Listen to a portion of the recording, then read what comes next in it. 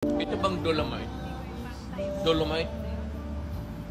Alam mo, marami nagre-reklamo dyan. Nagawa na nga ni Secretary Simato ang lahat para mapaganda yung ayaw mo ba yan?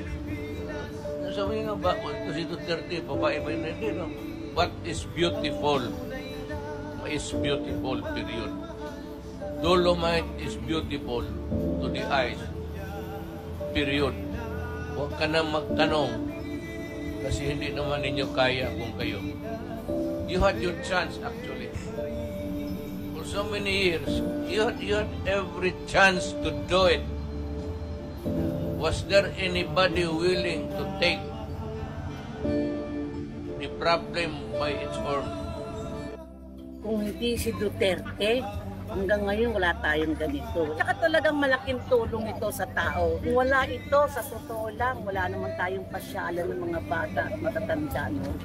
Look from there to the end, ang ganda. At ito ang pinakamalaking magandang nagawa ng ating ex-president natin.